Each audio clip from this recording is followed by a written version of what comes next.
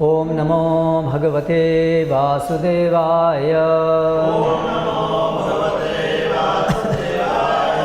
ओम नमो भगवते वासुदेवाय। ओम नमो भगवते वासुदेवाय।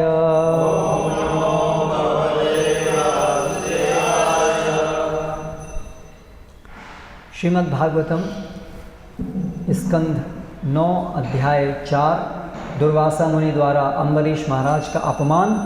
श्लोक क्रमांक 69। उपायं कथयिष्यामि तव विप्र शृणुष्व तत् अयं हि आत्म अभिचारः ते यतः तं याहि माचिरं साधुषु प्रहितं तेजः प्रहर्तुः कुरुते अशिवम्।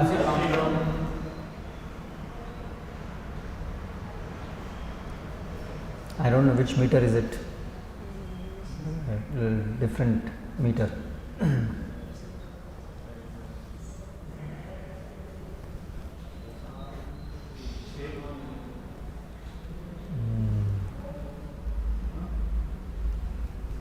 Anyway. उपायं कथयिष्यामि तव विप्र शुश्रूषव तत्।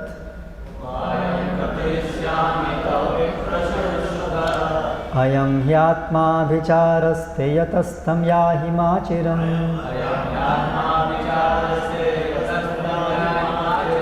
साधुषु प्रहितं तेजः प्रहर्तुः कुरुते शिवम्। उपायम, इस भयावह स्थिति से बचने का उपाय। कथयिष्यामि, तुम्हें बतलाऊंगा। तब इस संकट से तुम्हारे उद्धार का। विप्र, हे ब्राह्मण, शृणुष्व, मुझसे सुनो। तत्, जो मैं कहूँ। अयम, तुम्हारे द्वारा की गई कार्यवाही। ही, निस्संदेह। आत्मा अभिचारः, स्वयं से ईर्ष्या। तुम्हारा मन ही तुम्हारा शत्रु बन गया है। ते, तुम्हारे लिए। यतः, जिसके कारण। तम, उसको, अम्बरीश महाराज को। याही, तुरंत जाओ। माचिरम, एक क्षण भी देरी न करो। साधुषु, भक्तों को। प्रहितम, प्रयुक्त। तेजः, शक्ति। प्रहर्तुः, कर्ता का। कुरुते, करता है। अशिवम, अमंगल। अनुवाद एवं तात्पर्य द्वारा कृष्ण कृपा मूर्ति श्री श्रीमद् अभय चरणारविंद भक्ति वेदांत स्वामी श्री प्रभुपाद इस्कॉन के संस्थापक आचार्य। हे ब्राह्मण, अब मैं तुम्हारी रक्षा के लिए उपदेश देता हूँ, मुझसे सुनो। तुमने महाराज अम्बरीश का अपमान करके आत्मद्वेष से कार्य किया है, अतएव तुम एक क्षण की भी देरी किए बिना तुरंत उनके पास जाओ। जो व्यक्ति अपनी तथाकथित शक्ति का प्रयोग भक्त पर करता है, उसकी वह शक्ति प्रयोक्ता को ही हानि पहुंचाती है। इस प्रकार कर्ता को हानि पहुंचती है, विषय को नहीं।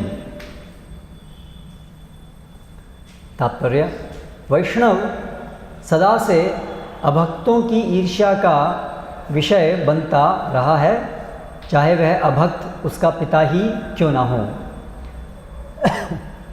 उदाहरणार्थ, हिरण्यकशिपु अपने पुत्र प्रहलाद महाराज से ईर्ष्या करता था, लेकिन यह ईर्ष्या प्रहलाद के लिए नहीं अपितु हिरण्यकशिपु के लिए घातक सिद्ध हुई। हिरण्यकशिपु ने अपने पुत्र के विरुद्ध जितनी भी कार्यवाहियाँ की उन्हें भगवान गंभीरतापूर्वक देखते रहे, और जब हिरण्यकशिपु प्रहलाद को मारने ही वाला था तो भगवान साक्षात प्रकट हुए और हिरण्यकशिपु को मार डाला। वैष्णव के प्रति की गई सेवा धीरे धीरे संचित होती रहती है और भक्त के लिए वही संपत्ति बन जाती है। इसी प्रकार भक्त के विरुद्ध किए गए हानिप्रद कार्यकलाप धीरे धीरे कर्ता के पतन का कारण बनते हैं।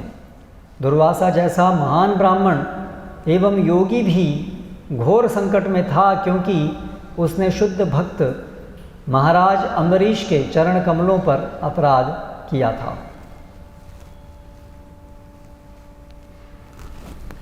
ओम ज्ञानतिमिरान्धस्य ज्ञानञ्जनशलाकया चक्षुरुन्मीलितं येन तस्मै श्रीगुरवे नमः। श्रीचैतन्यमनोभीष्टं स्थापितं येन भूतले स्वयं रूपकदा मह्यं ददाति स्वपदान्तिकं। वन्देऽहं श्रीगुरो शितः पदकमलं श्रीगुरून् वैष्णवांश्च। श्रीरूपं साग्रजातं सहगणरघुनाथान्वितं तं सजीवं साद्वैतं सावधूतं परिजनसहितं कृष्णचैतन्यदेवं श्रीराधाकृष्णपादान् सहगणललिता श्रीविशाखान्वितांश्च। जय श्रीकृष्णचैतन्य प्रभुनित्यानन्द श्री अद्वैत गदाधर श्रीवासादि गौरभक्तवृन्द। हरे कृष्णा कृष्ण कृष्ण हरे हरे, हरे राम राम राम हरे हरे। हे ब्राह्मण, अब मैं तुम्हारी रक्षा के लिए उपदेश देता हूँ, मुझसे सुनो। तुमने महाराज अम्बरीश का अपमान करके आत्मद्वेष से कार्य किया है, अतएव तुम एक क्षण की भी देरी किए बिना तुरंत उनके पास जाओ। जो व्यक्ति अपनी तथाकथित शक्ति का प्रयोग भक्त पर करता है, उसकी वह शक्ति प्रयोक्ता को ही हानि पहुंचाती है। इस प्रकार कर्ता को हानि पहुंचती है, विषय को नहीं। तो वैष्णव अपराध एक बहुचर्चित विषय है वैष्णवों के बीच में, क्योंकि सभी जगह पर वैष्णव अपराध भक्ति में कितनी बड़ी रुकावट उत्पन्न करते हैं, इसका बहुत जगह वर्णन है। और इसको लेकर के बहुत सारी वैष्णव अपराध कब बनता है कब नहीं बनता है, इसको लेकर के भी बहुत सारी चर्चाएं चलती रहती हैं। तो ये आज का विषय है हमारा, जिसमें कि भगवान स्वयं दुर्वासा मुनि को बता रहे हैं कि किस प्रकार उसने अपराध किया है और उसका उपाय क्या है। तो भक्तिविनोद ठाकुर एक निबंध लिखे हैं वैष्णव अपराध के ऊपर। तो उसमें वो बताते हैं कि सामान्य रूप से एक वैष्णव के कुछ ऐसे दोष हो सकते हैं वैष्णव में, जिसकी आधार पर उस वैष्णव का अपमान करने से वैष्णव अपराध बनता है। उसके अंतर्गत वो बताते हैं कि ये 3 प्रकार के जो दोष हो सकते हैं वैष्णव के अंदर। वो एक हैं जो भक्ति में आने से पहले उनके कुछ दोष थे स्वभाव में या जो भी है शरीर में, और दूसरे प्रकार के दोष संभव हैं वैष्णव में जो भक्ति में आने के बाद अभी बचे कुचे रह गए हैं। भक्ति में आने से पहले जो भी सब दोष थे अभी वो साफ होने शुरू हो गए हैं भक्ति के परिणाम स्वरूप, किंतु अभी कुछ बचे कुचे हैं। जैसे कि उदाहरण दिया जाता है कि पंखा यदि बंद किया जाए तो तुरंत रुक नहीं जाता है, कुछ समय तक वो चलता रहता है। तो ये भी एक संभावना है भक्तों में। इस प्रकार के दोष भी हो सकते हैं कि बचे कुछ दोष रह गए हैं। और तीसरा प्रकार का दोष जो संभव है वो है दैवात। कुछ विशेष भगवान के आयोजन से ऐसे कुछ दोष उत्पन्न हो जाते हैं तात्कालिक, वो उनके स्वभाव में कभी दिखे ही नहीं जाते, लेकिन कोई एक परिस्थिति में अचानक कोई एक दोष दिखता है तो क्योंकि अन्यथा वो बहुत महान गुण हैं, लेकिन ये दोष अचानक कभी उत्पन्न हुआ तो वो दैववश कुछ भगवान के विशेष आयोजन के कारण ऐसा हुआ, ऐसा हो सकता है। तो इस प्रकार से ये 3 प्रकार के दोष संभव हैं एक वैष्णव के चरित्र में।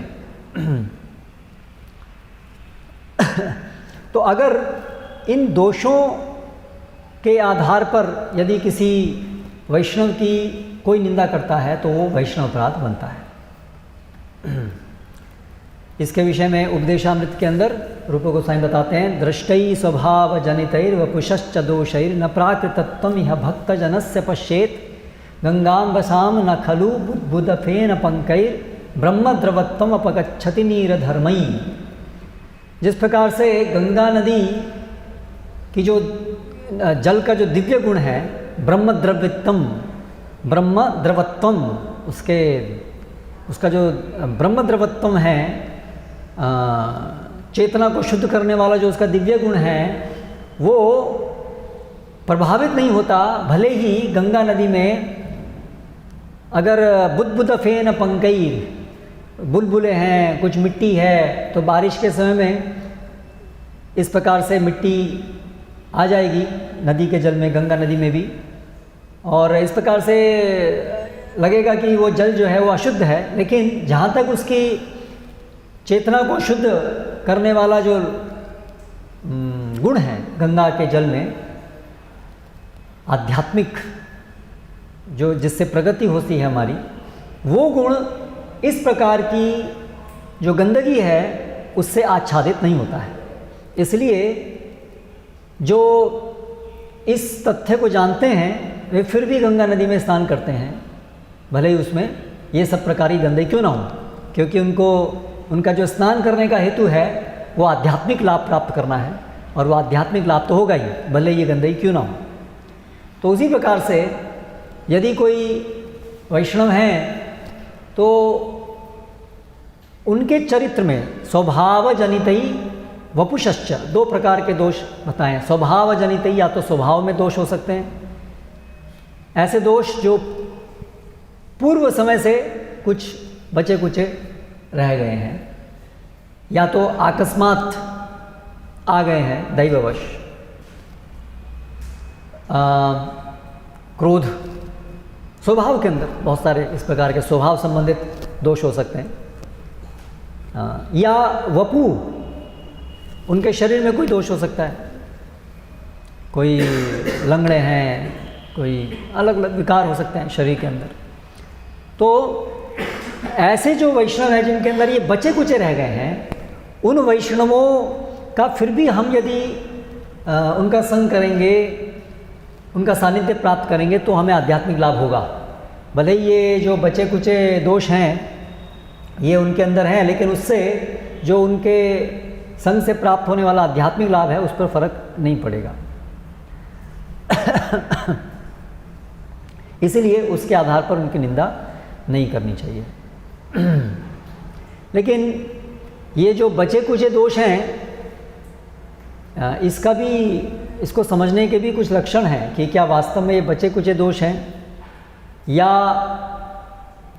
ये कोई प्राकृत भक्त के अंदर अन्य प्रकार के दोष हैं, बचे कुचे नहीं हैं। ये उसकी कुछ भ्रांत धारणाएं हैं, या उसका ये पृथक भाव, भगवान से उसकी जो दृष्टि है वो भगवान की सेवा करने की पूरी तरह से नहीं है, कुछ और अन्य हेतु भी है, इस कारण से भी उसके अंदर कुछ दोष हो सकते हैं। तो वो भी देखने की आवश्यकता है।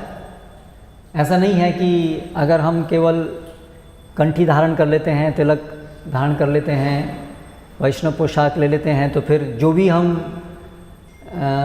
करते हैं, जो भी हमारे स्वभाव के अंदर कुछ दोष होते हैं वो सब केवल बस कुछ बच्चे कुछ ही होंगे, ऐसा आवश्यक नहीं है। संभावना है कि हम पूरी तरह से कृष्ण की सेवा करने के लिए उन्मुख नहीं हैं। तो इसलिए अगर ऐसे दोष होंगे जो बचे कुचे हैं तो उसके लक्षण ये होंगे कि वो जो भक्त हैं ऐसे दोष को देख करके उनको बड़ी ग्लानि होगी,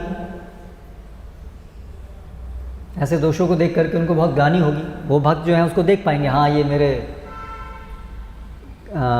पूर्व ये सब मेरे कर्म फल के कारण ये सब दोष मुझे परेशान कर रहे हैं, और वो हृदय से उन सब दोषों से बाहर निकलना चाहेगा, इसलिए उसको ग्लानि होगी बहुत। ये हम उसके अंदर देख सकते हैं। वो उसको जस्टिफाई नहीं करेगा, इन दोषों को वो अलग अलग प्रकार से जस्टिफाई नहीं करेगा, वो उनको देख पाएगा। तो ये सब लक्षण हम उसके अंदर देखेंगे। तो इसी प्रकार से अभी चे सुधराचारो भजते माम अन्य भाग साधुरेव स मंतव्य सम्यक व्यवसितो ही सह। ये श्लोक भी उसी प्रकार से कहा है भगवान श्री कृष्ण भगवद गीता में कि इस प्रकार से जो मेरा भक्त है जो बड़ा गंभीर है, यानी कि वो पूरी तरह से भगवान की सेवा के लिए उन्मुख है, लेकिन यदि उसमें पूर्व अभ्यास के कारण यदि कोई दोष कितना ही बड़ा क्यों ना हो, यदि वो दोष देखा भी जाए तो भी साधुरेव स मंतव्य, तो उसको साधु ही मानना चाहिए। या जो साधुगण हैं उसको बहुत बड़ा नहीं लेते हैं, वो जानते हैं कि ये इससे कोई फ़र्क नहीं पड़ेगा, इनका हम संग कर सकते हैं, उनको साधु ही मानना चाहिए, ऐसा वहाँ पर कहा गया। उसी प्रकार से नाम तत्व रत्नमाला में भक्तिविनोद ठाकुर ये कोट करते हैं उसी निबंध के अंदर, प्राग भक्तेरुद्यदोषः क्षयवशिष्ट एव च दैवोत्पन्नश्च भक्तानां नैवलोच्यः कदाचन सदुद्देश्यं मृते यस्तु मृषपवदमेव च दोषनलयोच्चयत्वेव स साधु निंदको अधमः। तो इस प्रकार के जो बचे कुचे दोष हैं या भक्ति में आने से पहले कुछ उन्होंने दोष थे उनके, उसके ऊपर विचार करके एक भक्त की निंदा नहीं करनी चाहिए। सद उद्देश्यामृते, केवल सद उद्देश्य के अलावा, तो यानी कि कुछ ऐसे उद्देश्य भी हो सकते हैं, कुछ ऐसे सद उद्देश्य भी हो सकते हैं जिसके कारण इन दोषों की भी चर्चा हो सकती है, इन दोषों को भी इंगित किया जा सकता है। ऐसे भी कुछ कारण हो सकते हैं जिनको हम अभी देखेंगे। लेकिन अन्यथा इन सद उद्देश्य के अलावा यदि यदि ईर्ष्यावश, द्वेषवश यदि कोई वैष्णव के इन तीनों प्रकार के दोषों का उद्घाटन करता है, उनकी चर्चा करता है, तो वो निंदक अधमा, वो बहुत बड़ा निंदक माना जाता है और उसकी अधोगति होती है।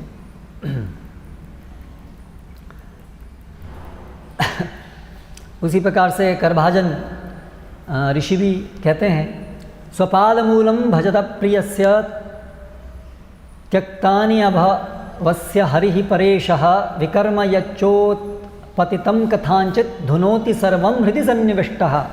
तो ये जो प्रकार के दोष हैं एक भक्त के अंदर पूर्व जीवन से संबंधित, वो भगवान स्वयं उसको हटा रहे हैं,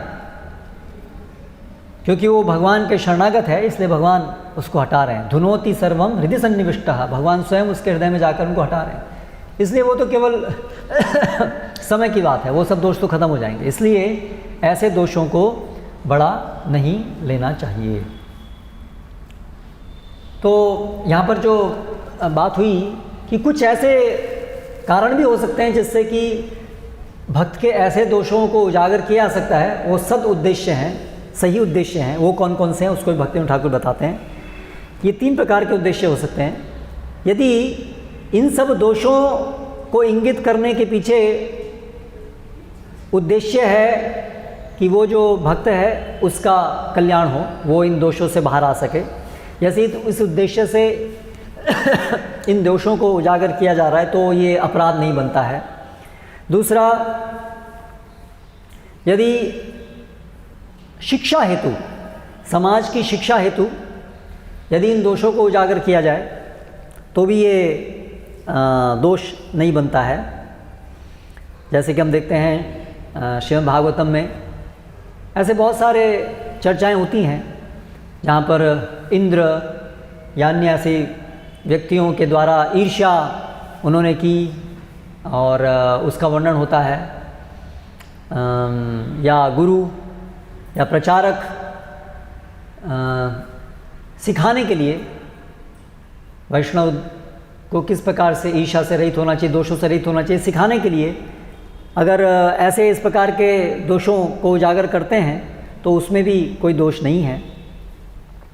या कोई अपने स्वयं के आध्यात्मिक लाभ हेतु उस पर विचार कर रहा है कि ओ ये देखो ये दोष है, ये दोष से मुझे बचना चाहिए, इस प्रकार से स्वयं अपने आध्यात्मिक लाभ हेतु यदि कोई इसके ऊपर मनन करता है दूसरे के वैष्णव के इस प्रकार के दोषों को लेकर, तो भी वो अपराध नहीं बनता है।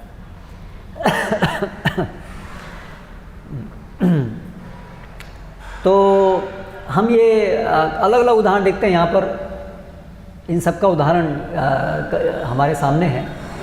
जैसे कि श्रील प्रभुपाद तात्पर्य में लिख रहे हैं हिरण्यकश्यप के विषय में, तो उसने क्या किया, उसने प्रहलाद महाराज के प्रति द्वेष किया।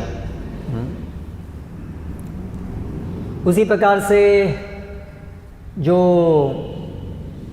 श्रृंगी था उसने परीक्षित महाराज का वो जो एक दैववत जो एक दोष था उसके लिए उनका अपमान किया, उनको शाप दिया। तो वो उदाहरण है कि दैववश परीक्षित महाराज के जीवन में, उनके चरित्र में कभी ऐसा देखा नहीं गया कि इस प्रकार से उनको अपने इस कुछ वो जो ऋषि थे वो आंख बंद करके बैठे हुए थे मुद्रा में, उनको प्यास लगी थी तो वो उठे नहीं अपनी ध्यान मुद्रा से। ये देख करके उनको इतना क्रोध आ गया कि उन्होंने एक मरा हुआ सांप उनके गले पे डाल दिया। तो परीक्षित महाराज के जीवन में अभी तक देखा गया था कि वो बहुत सहिष्णु थे और ब्राह्मणों के प्रति तो कभी भी वो अपमान नहीं करते थे। तो ऐसा तात्कालिक उस समय उपस्थित हो गया तो ये समझा जाना चाहिए था कि ये दैववश हुआ है, ये कुछ विशेष भगवान का आयोजन है, अन्यथा ऐसा संभव नहीं था कि परीक्षित महाराज ऐसा करते।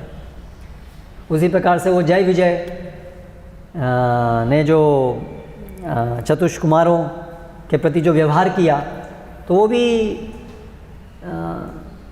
कल्पनीय नहीं था कि ऐसा करेंगे, तो वो भी एक दैववश है कि ऐसा हुआ।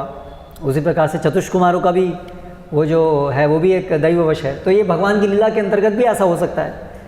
तो ऐसे जब भगवान के कोई महान भक्त हैं जिनका चरित्र अन्यथा स्पष्ट रूप से उसमें सब महान लक्षण दिख रहे हैं, समय के अंतराल में देखा गया है कि उनका चरित्र हमेशा से बहुत उच्च स्तर का रहा है, उनकी शरणागति, उनकी सेवा क्रियाएं इत्यादि देख करके हम देख रहे हैं कि वो बहुत अच्छे से स्थिर हैं भक्ति में। तो कदाचित यदि कभी कभार अचानक कोई ऐसा उनके चरित्र में, हम उनके स्वभाव में ऐसा कोई दोष देखते हैं तो वो समझना चाहिए कि वो दैववश है और उसके ऊपर उनकी निंदा नहीं होनी चाहिए। और अगर दूसरों को शिक्षा देने के लिए, अपने को शिक्षा देने के लिए या उस भक्त के उद्धार के लिए उसको शिक्षा देने के लिए यदि इस हेतु से यदि इन चीज़ों की निंदा की जाए तो भी ये अपराध नहीं बनता है। तो ये कुछ विषय भक्तिविनोद ठाकुर बताते हैं। तो अभी इसमें एक और विषय आ सकता है कि यदि इन तीनों प्रकार के दोष के अलावा अन्य कोई दोष यदि भक्त के चरित्र में दिखे, यानी कि ये 3 प्रकार के दोष उसके भक्ति में आने से पहले किए गए कार्यों के संबंधित दोष जो बचे कुचे रह गए हैं वो दोष, या दैववश जो उपस्थित हो रहे हैं, इनके अलावा यदि कोई दोष दिखे एक वैष्णव के चरित्र में तो क्या उसकी निंदा करना वैष्णव अपराध कहलाएगा? तो भक्तिविनोद ठाकुर बताते हैं कि एक वैष्णव के जीवन में, चरित्र में इन तीनों दोष के अलावा और कोई दोष संभव नहीं है। यदि इन तीनों के अलावा कोई और दोष दिखता है तो इसका मतलब वो भक्त प्राय होंगे, वो कनिष्ठ भक्त होंगे, भक्त की परछाई होंगे, वो वास्तव में भक्त नहीं होंगे यदि इसके अलावा कोई दोष दिखता है। तो ये बहुत एक महत्वपूर्ण बात है हम सबके लिए समझने के लिए कि इतना आसान नहीं है अपने को वैष्णव मानना, या है ना। तो इन तीनों दोष के अलावा और कोई दोष वैष्णव में नहीं होता है। अगर इन तीनों दोष के अलावा कोई भी दोष वैष्णव में है, यदि किसी वैष्णव के अंदर ईर्ष्या देखी जा रही है, दंभ देखा जा रहा है। कोई भी ऐसा कार्य जो भगवान की सेवा के विचार से प्रेरित नहीं है, स्वयं अपने इंद्रिय भोग के विचार से प्रेरित है, तो इसका मतलब वो सही प्रकार से स्थित नहीं है वैष्णव, वो एक वैष्णव प्राय है।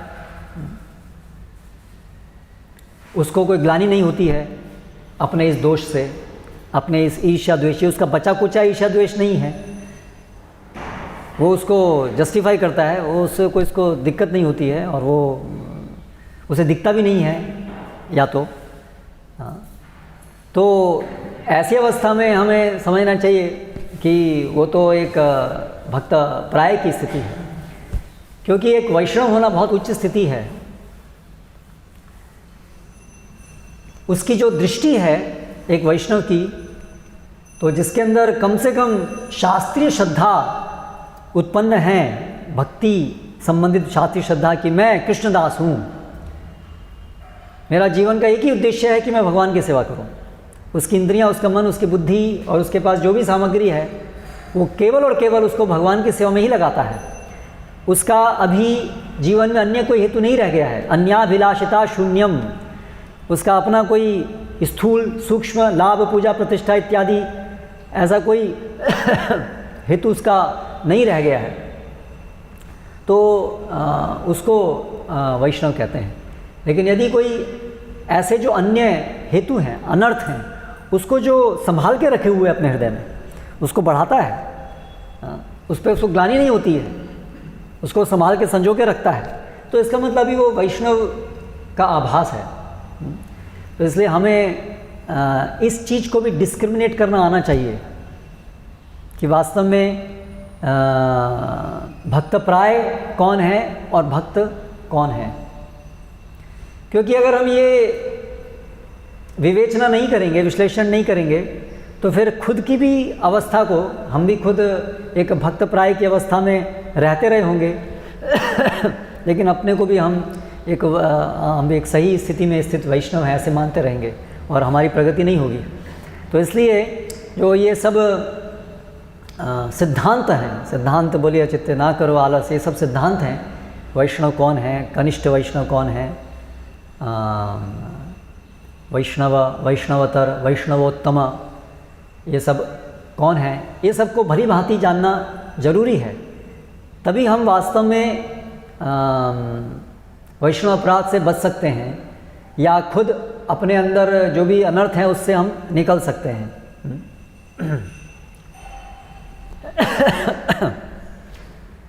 इसके उपरांत अगर किसी वैष्णव, कोई वास्तव में वैष्णव है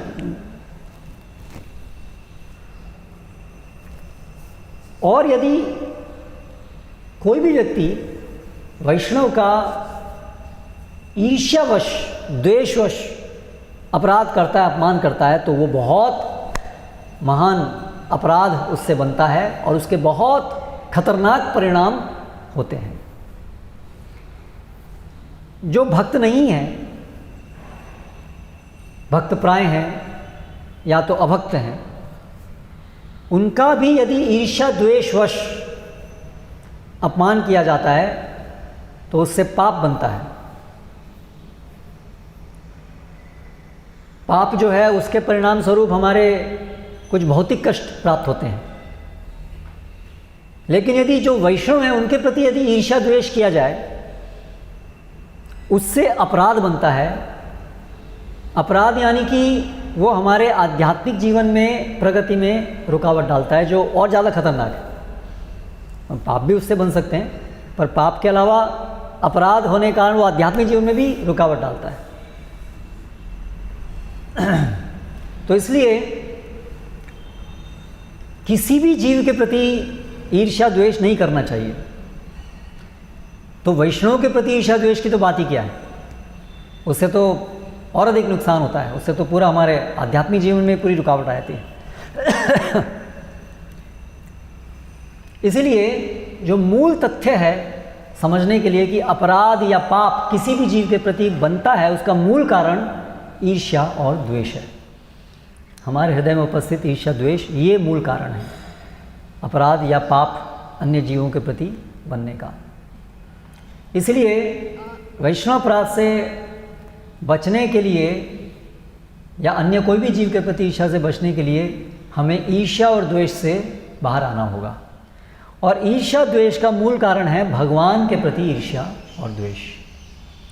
इसलिए अंततः जो उपाय है, जब तक हम पृथक दृष्टि में हैं, जब तक हम अपने को भोक्ता मानते रहेंगे, जब तक हम भगवान ही हमारे स्वामी हैं, एकमात्र ही हमारा कार्य है कि हम भगवान की सेवा करें, जब तक इस चीज़ में हम पूरी अच्छे से स्थित नहीं हैं, इसको अच्छे से समझे नहीं हैं, इसको हमने आत्मसात नहीं किया है, तब तक हम अपराध किए बिना रह नहीं सकते हैं। हम अपराध करेंगे ही। जो व्यक्ति ईर्ष्यालु है, द्वेषी है, जो भगवान का द्वेषी है, वो मत्सर होगा ही। इसलिए हम देखते हैं संसार में सभी लोग ईर्ष्या द्वेष से युक्त हैं, क्योंकि उन सबके हृदय में भगवान के प्रति ईर्ष्या है। इसलिए सभी अन्य जीवों के प्रति ईर्ष्या द्वेष किसी न किसी मात्रा में, थोड़ी कम, कोई एक जाति के प्रति होना अवश्यम भावी है, उससे बचा ही नहीं जा सकता है।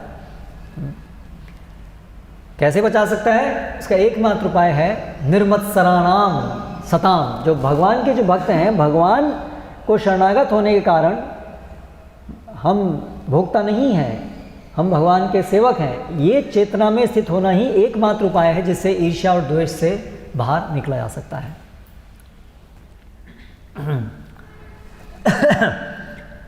इसलिए वैष्णव अपराध से बचने का उपाय क्या है? कृष्ण सेवोन्मुख होना, यही अंततः उपाय है। कृष्ण सेवोन्मुख होना। यदि अभी भी हम सेवोन्मुख नहीं हैं, यदि थोड़ी सी भी अगर हमारे अंदर अपने स्वार्थ यदि है, अपनी इंद्रिय भोग की लालसाएं हैं, तो हम अपराध करेंगे। ये लालसाएं एक अनर्थ के रूप में भी हो सकती हैं, जिनसे हम बाहर निकलने का प्रयास कर रहे हैं, और ये लालसाएं ऐसी हो सकती हैं जिनसे हम निकलने का प्रयास नहीं कर रहे हैं, जिनको हम बना के रखने का प्रयास कर रहे हैं, जो हमारे संबंध ज्ञान में ही कहीं त्रुटि है, या हमारे आसक्तियाँ इतनी अधिक हैं कि हम तैयार नहीं हैं उनको छोड़ने के लिए। तो दोनों में अंतर है। ऐसा नहीं है कि एक शुद्ध भक्त के चरित्र में कभी कोई अनर्थ नहीं हो सकते हैं, साधक अवस्था में अनर्थ हो सकते हैं, इसलिए अनर्थ निवृत्ति एक स्तर है। लेकिन अनर्थ, एक साधक के चरित्र में अनर्थ होना, या वो साधक नहीं है, वो भक्त नहीं है, वो भक्त प्राय है, इसमें कैसे अंतर करेंगे? यदि कोई अपने हृदय में उपस्थित इन अनर्थों को निकालने के लिए तत्पर है, निष्कपट होकर के इसके ऊपर प्रयास कर रहा है, तब फिर ये अनर्थ हैं जो समय के रहते निकल जाएंगे, उससे अपराध नहीं बनेगा। अपराध, अनर्थ होने से भी कभी कभी अपराध बन सकता है हमारे अपराध से, तो फिर लेकिन वो बहुत गंभीर अपराध नहीं बने, क्योंकि वो उस अपराधों को अनर्थों को निकालने का भरसक प्रयास कर रहा है। इसलिए इस दृष्टि से वास्तव में कोई निष्कपट भक्त कभी अपराध कर ही नहीं सकता है। एक दृष्टि से ऐसा कहा जा सकता है, अगर कोई निष्कपट है थोरोली, तो वो उसकी अपराध बुद्धि नहीं होती है।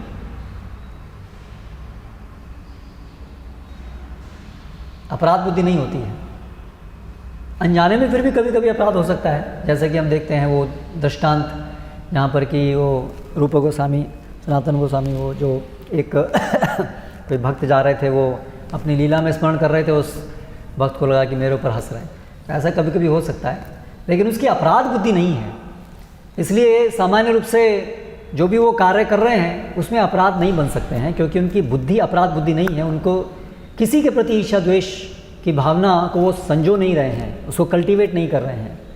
उनका पूरा निष्कपट भाव से वो भगवान की सेवा की वृत्ति को पनपा रहे हैं। इसलिए वो स्वच्छंद होकर के क्रिया कर सकते हैं, और उनके चरित्र में कभी ये वैष्णव अपराध का दोष हम लोग नहीं देखेंगे। लेकिन जिस व्यक्ति के हृदय में अभी वो ईर्ष्या द्वेष की भावना है, भगवान की सेवा में कमी होने के कारण उसके लिए ये वैष्णव अपराध करना या पाप करना बड़ा सहज है। तो अगर हम किसी वैष्णव के प्रति अपराध करते हैं भगवान से ईर्ष्या करने के कारण, जिसका मूल कारण भगवान से ईर्ष्या है, तो उसके विषय में बहुत बड़े उसके प्रतिफल होते हैं।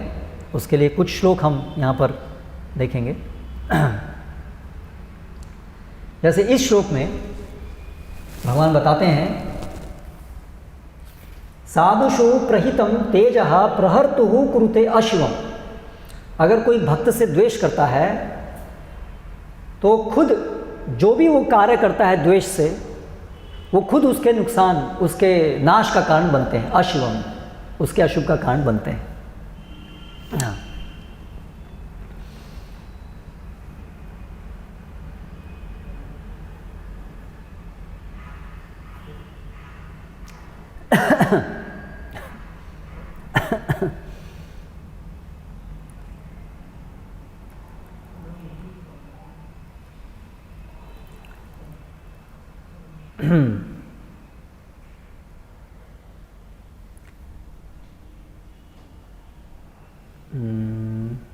Just 1 minute.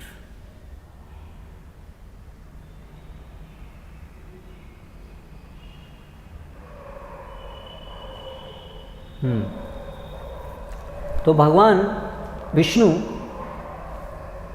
देवताओं को संबोधित करते हुए कहते हैं, जब सभी देवतागण हिरण्यकशिपु जब सभी को प्रताड़ित कर रहा था, अपनी शक्ति का दुरुपयोग कर रहा था, तो उससे कैसे बचा जाए, उसके लिए सभी देवतागण मिलकर के क्षीर सागर के तट पर जाते हैं। तो वहाँ पर ध्वनि सुनते हैं जिसमें भगवान विष्णु उनको ये वचन कहते हैं, यदा देवेषु वेदेषु गोषु विप्रेषु साधुषु धर्मे मयि च विद्वेषः सवा आश्व विनश्यति। तो जब कोई देवताओं को, वेदों को, गौओं को, विप्रों को और साधुओं को और द्वेष करता है तो वो जल्दी ही उसका नाश हो जाता है।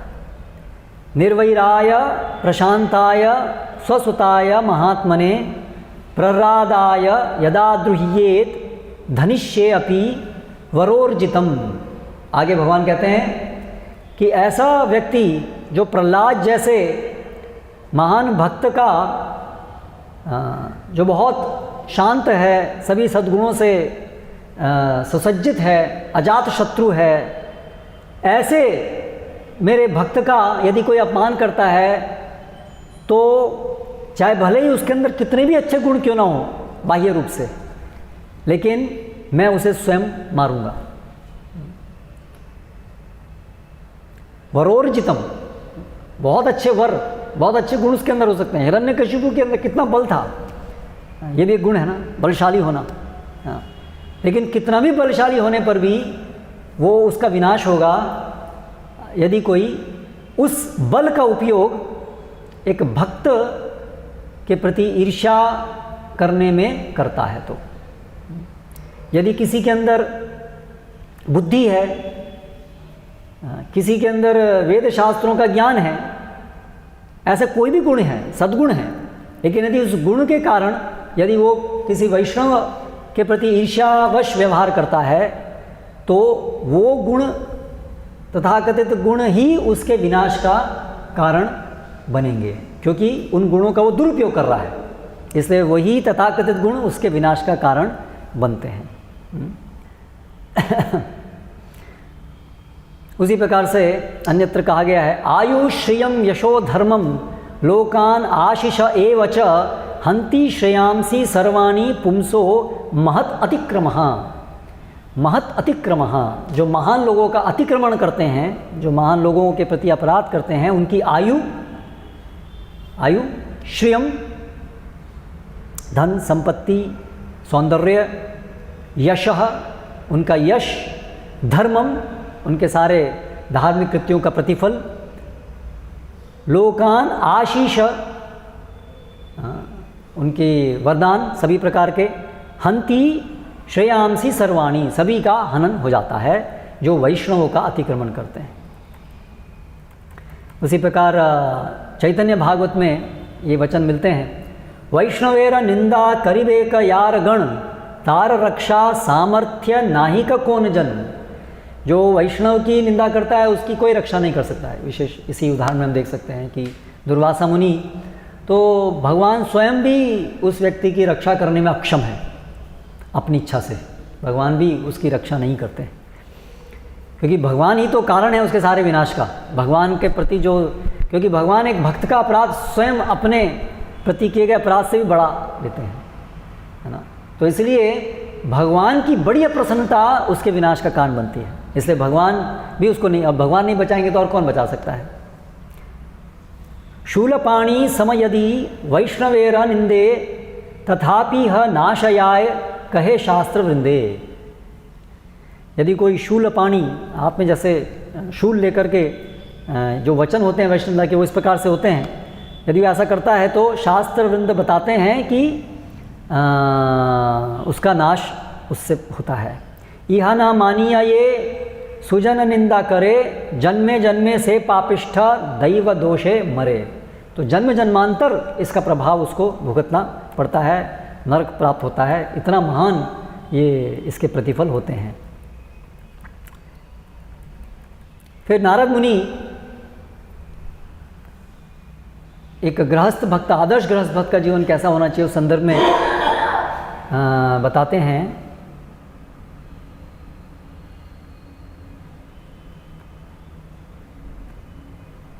ततो अर्चयाम हरिम केचित् संशुद्धाय सपर्यया उपासतापि नार्थदा पुरुष द्विषाम। यदि कोई भगवान की पूजा सेवा में लगा है, अर्च विग्रह की पूजा सेवन भी कर रहा है, लेकिन यदि वो भगवान या भगवान के भक्तों के प्रति द्वेष भावना भी रखता है, तो ऐसी पूजा करने वाला जो पूजा अर्चक है, भगवान की साक्षात पूजा कर रहा है, तो भी भगवान उसकी ऐसी पूजा से कभी संतुष्ट नहीं होते। ऐसे अर्चक की पूजा से कभी भगवान संतुष्ट नहीं होते।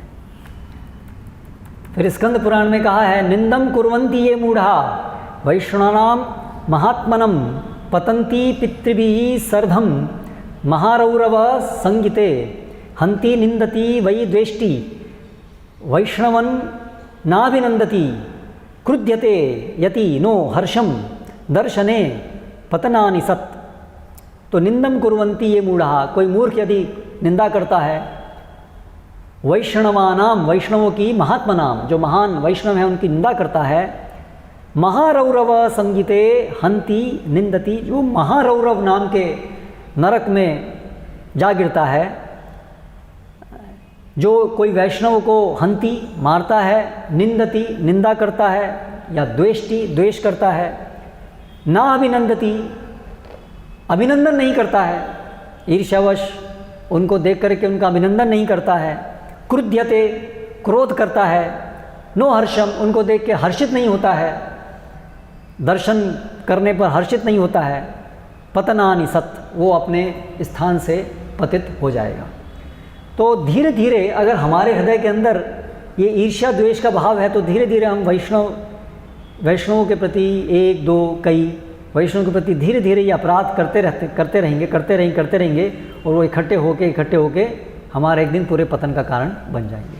जिस प्रकार से प्रभुपाद बताते हैं, जिस प्रकार से हम वैष्णवों की सेवा करते करते सुकृति प्राप्त करते हैं और जुड़ते हमारे पूर्ण भगवत चेतना के कारण बनते हैं, उसी प्रकार से ये जो अपराध बुद्धि ईर्ष्या द्वेष के कारण जो अपराध हैं वो धीरे धीरे जुड़ते हमारे पूर्ण पतन का कारण बन सकते हैं।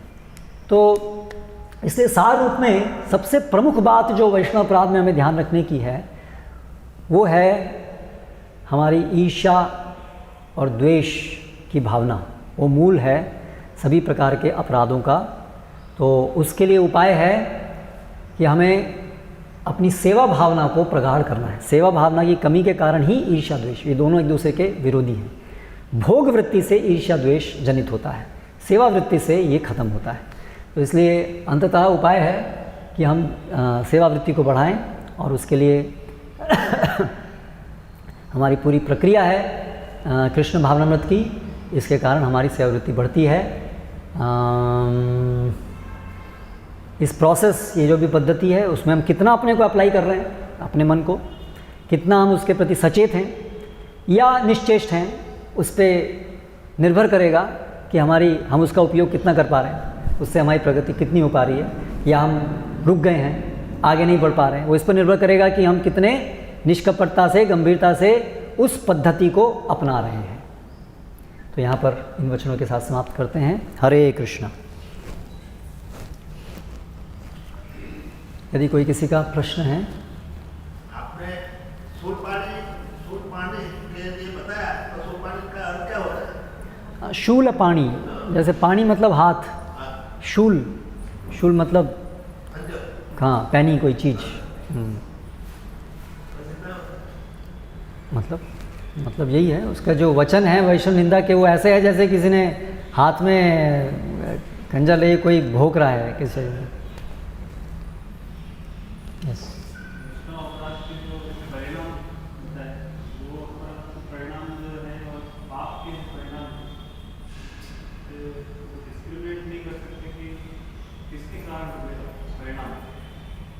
परिणाम, हाँ,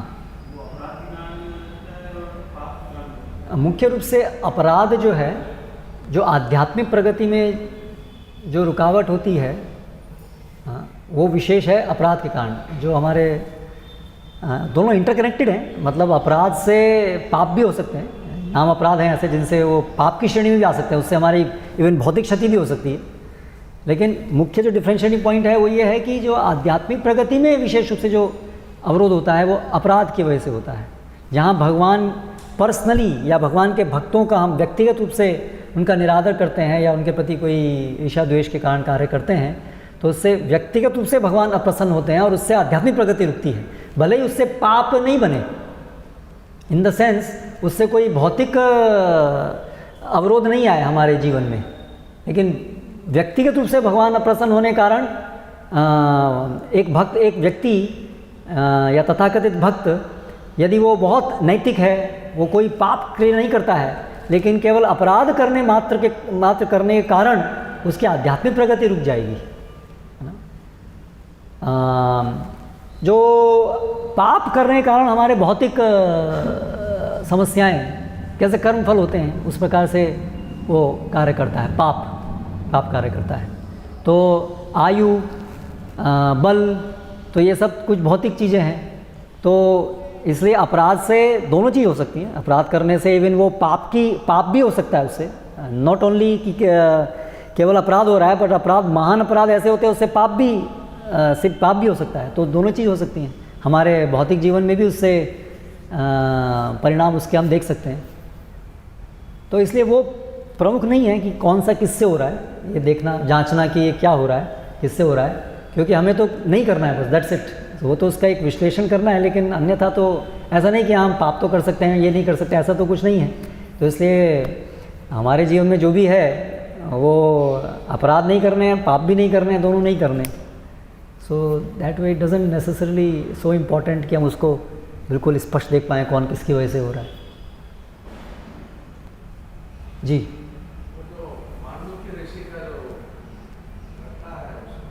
मांडुक्य ऋषि का जो घटना है, जो यमराज से उन्होंने बचपन में जो किया हुआ पाप था, उसके मतलब उनको शूल में डाल दिया। हाँ। और फिर उन्होंने यमराज को शाप दिया कि हाँ, आप तो मतलब वहाँ पे किसका गलती है, या उसको दहेज मारना चाहिए, कैसे?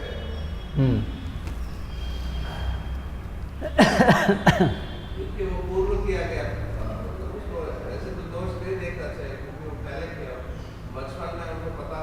हाँ, मतलब यमराज तो सारे दोष देखते हैं। वो तो जो भी कर्म अपराध जो भी किया है वो तो देखेंगे यमराज, पहले वाला बीच वाला।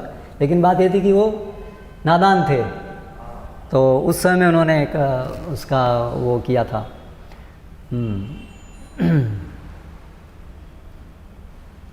आई have not thought deeply about it, not able to comment immediately. You have thought about it, you can tell something? शास्त्र के आधार पर okay, I am yet to think about it. मुझे तो लगता है कि दैवात होगा, क्योंकि अल्टीमेटली यमराज को विदुर के रूप में आना था और भगवान के इसमें, तो इसलिए लगता है कि दैवात. या it seems like that, correct.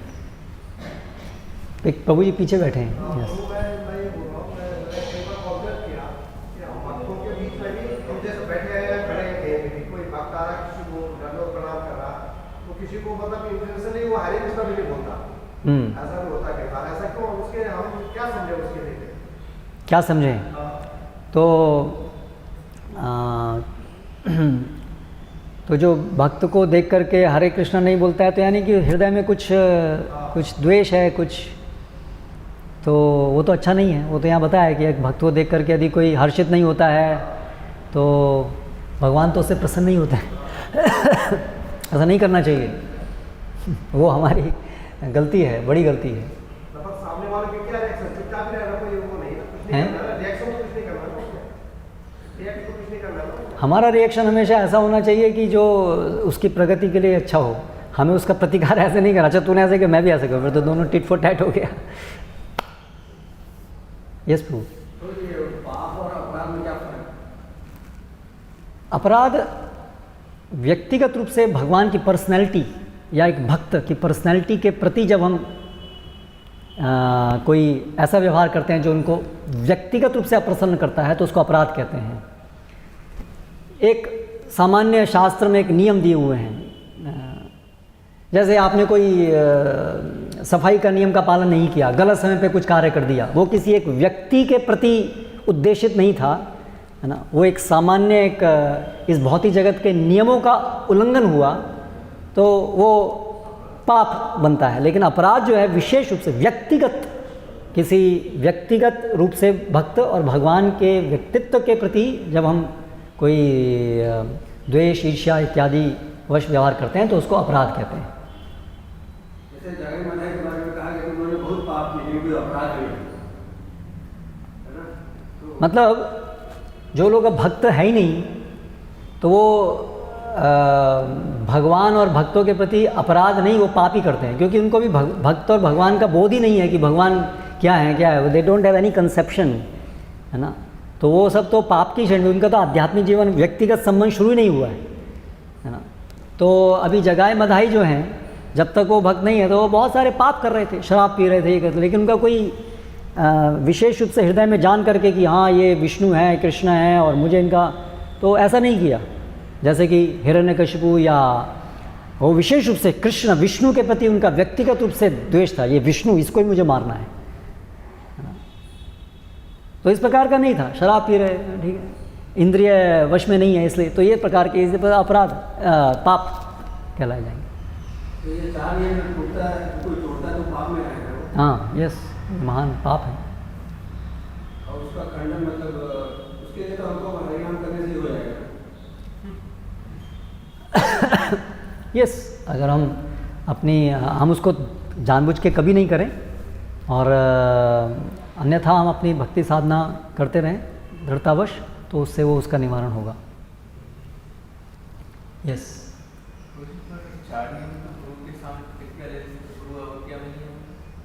नहीं, बात यह है कि अगर आप जानबूझ के करेंगे तो डेफिनेटली वो गुरु विज्ञा में आएगा. लेकिन यहाँ जो मैं समझा वो बात हो रही है कि अगर कुछ हो गया अनजाने में तो उसका क्या करेंगे, उसका तो उसके लिए क्या प्रतिशोध करेंगे, ये बात चल रही है. किसी या कोई अन्य लोग कर रहे हैं, सब लोग, या अन्य लोग तो नहीं. आपका प्रश्न था कि क्या वो जब करते रहेंगे, तो यस, हम जानबूझ के तो कुछ भी करेंगे तो गुरु विज्ञा बनेगा. लेकिन अगर विवशतावश हमारे जो हमारा अभ्यास है उस वश यदि ये हो भी आता है ऐसा, तो भी उसका निवारण है कि हम अपने को ग्लानि अनुभव करते हुए और अपनी भक्ति सेवा आगे कंटिन्यू करें. जानबूझ के करना तो यस, दैट इज गुरु विज्ञा. ठीक है, समाप्त. हरे कृष्ण. श्रीमद् भागवतम की जय, श्रील प्रभुपाद की जय.